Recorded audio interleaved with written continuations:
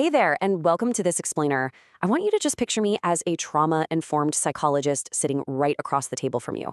If you've ever felt that deep, lingering ache from your time in a faith community, well, you were absolutely in the right place. Today, we're going to walk together through the incredibly complex and honestly heavily misunderstood journey of church hurt and spiritual abuse. We're diving right into the clinical reality of what actually happens when that sacred trust of leadership gets totally betrayed. So, what happens when a sanctuary becomes a source of trauma? It's a heavy question, right? And I want to just take a second to immediately validate any pain you might be carrying right now. A spiritual community is supposed to be your safe harbor. It's meant to be this place of spiritual nourishment, belonging, and peace. So, what happens when that exact sanctuary turns into the source of a really deep, soul level wound? Well, it creates this dizzying, profound sense of disorientation. As we look at the clinical case studies of survivors like Ilara and Sam today, it can literally feel like the floor just completely falls out from under you. You aren't just losing a community, your entire understanding of God, authority, and your own identity gets totally upended. Here is our roadmap for today. 1. Defining spiritual abuse. 2. Symptoms of spiritual trauma. 3. Weaponizing faith and scripture. 4. Institutional defense and DRVO. And 5. Pathways to healing. Section 1. Defining spiritual abuse, beyond church hurt. Now, what is absolutely fascinating about this definition is how it fundamentally shifts our perspective. Spiritual abuse is a systemic betrayal where the name of the divine is basically used to crush the image of the divine in a person. It's all about control and domination. So often, victims are taught that their inability to measure up is just this personal spiritual failing. They think, oh, I just didn't pray hard enough, or my faith is just way too weak. But look at how this reframes things. It completely removes the blame from you. Your struggles weren't a personal failing. They were a completely natural human response to deep systemic harm and manipulation by folks in power. And the core weapon of that control? Toxic shame. When grace gets swapped out for a performance-based faith, believers are left totally trapped in this cycle of endless striving and just pure exhaustion. In our source material, the clinical notes actually show how leaders twist totally normal human emotions into evidence of a sinful nature, which creates this constant, terrifying fear of divine disapproval. So you end up performing for God, performing for the leader, and performing for the community, all just to avoid the unbearable shame of being exposed as somehow unspiritual. Honestly, it's a completely exhausting way to live. Section 2. Symptoms of spiritual trauma. The psychological impact.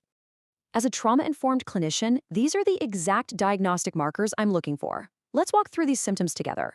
When boundary violations are framed as pastoral care and a leader's gaze literally feels like a physical blow of judgment, you naturally develop hypervigilance.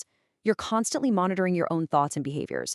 And because the leader positions themselves as the ultimate interpreter of God's will, you suffer this profound loss of self-trust. Your internal compass gets completely shattered. We also see massive performance anxiety cleverly disguised as spiritual discipline. Fundamentally, repeated experiences of manipulation and spiritual coercion literally rewire our nervous systems. You get stuck in a perpetual state of fight or flight, absolutely terrified of stepping out of line. Listen to this quote from Sarah, a survivor from one of our clinical case studies. A supposed path to righteousness, but it was just a cage. A beautiful, gilded cage, where we were supposed to sing praises, but inside we were just dying. Wow. I wanted to share this to really humanize the clinical data we just went over. It so perfectly captures that stark, agonizing contrast between the outward appearance of faith, the singing, the devotion, the community, and the internal, hidden reality of the trauma.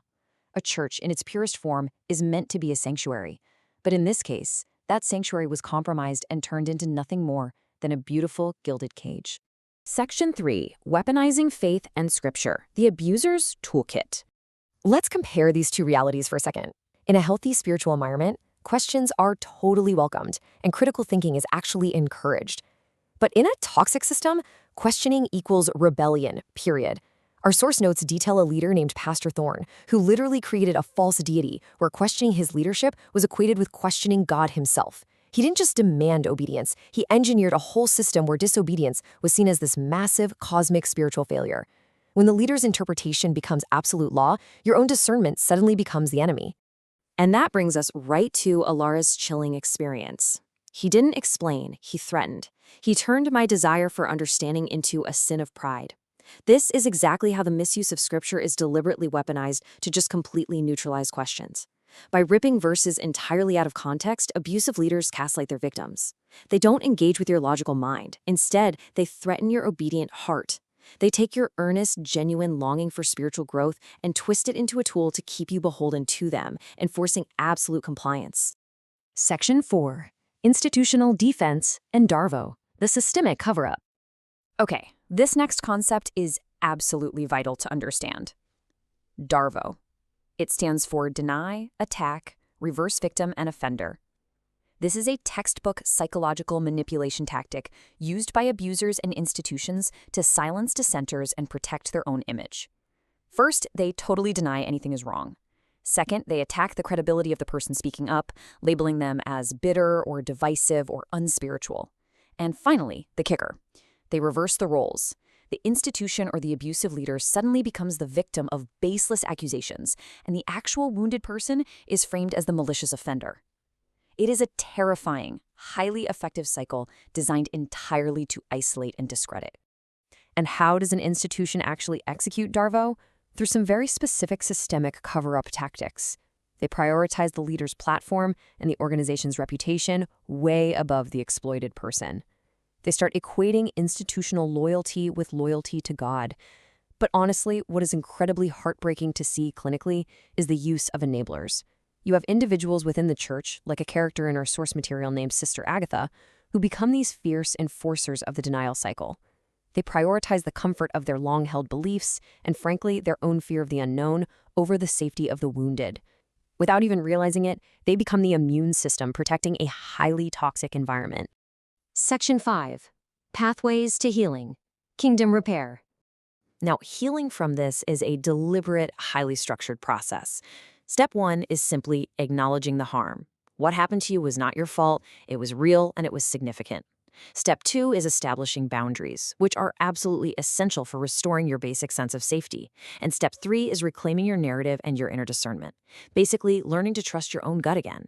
Real healing requires completely separating the actions of a flawed, abusive human leader from the actual character of God. It's about recovering the true shepherd who lays down his life for the sheep, rather than, fleecing them. I really want to emphatically reassure you with this core truth. True spiritual authority empowers. It doesn't dominate. It is characterized by humility, service, and a totally unwavering commitment to your well-being. If you have ever been made to feel less than, or forced to somehow perform your way into acceptance, please hear me on this. The brokenness was in the system, not in you. The trauma you experienced is not a life sentence. Reclaiming your faith, setting your boundaries, and rediscovering your own self-worth, that is not an act of rebellion. It is a wildly courageous, righteous pursuit of the truth. I want to leave you with a pretty provocative question to reflect on. Are you prioritizing the appearance of a sanctuary or the safety of your own soul? It's a really challenging thought, I know, but such a necessary one. If you recognize any of these patterns we've discussed today, I truly hope this explainer has given you the clinical language to finally name your experience. Thank you so much for joining me on this incredible journey of unlearning and healing. Keep staying curious, stay courageous, and most importantly, stay safe out there.